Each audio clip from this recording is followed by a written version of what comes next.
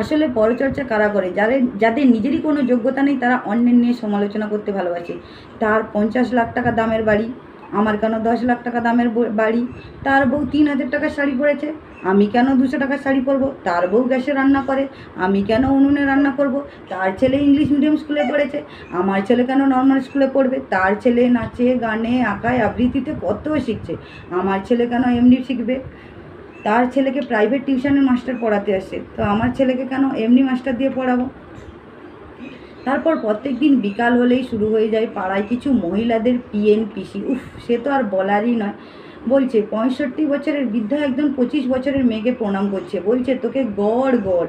তখন আমি বললাম একজনকে, আচ্ছা 65 বছরের বৃদ্ধা যদি 25 বছরের মেয়েকে প্রণাম করে তাহলে মেয়েটার কত ট্যালেন্ট, সে তো সারদামণির ওপরে জায়গা নেবে, তাই না?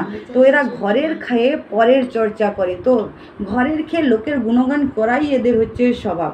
আর পাড়ার কিছু মহিলাদের কার বাড়িতে এর বাড়িতে কী রান্না হয়েছে, তার বাড়িতে কী রান্না হয়েছে, কার বাড়িতে তেল কম দিচ্ছে, কার বাড়িতে মশলা কম দিচ্ছে, কার তরকারিতে নুন হয়েছে, কার তরকারির নুন নেই, কার বউ মোটা, কার বউ রোগা, কার বউর মাথায় চুল কম, কার বউর মাথায় চুল বেশি, কে হচ্ছে ফর্সা, কে হচ্ছে কালো, কার চোখ বড়, কার চোখ ছোট, কার ছেলে আছে, কার ছেলে নেই, কার মেয়ে আছে, কার মেয়ে নেই, কার ছেলে মোটা, কার ছেলে রোগা, কার ছেলের মাথায় কটা চুল, কার মেয়ের মাথায় কটা। এদের কি এই নিয়ে চর্চা ছাড়া আর কিছু নেই?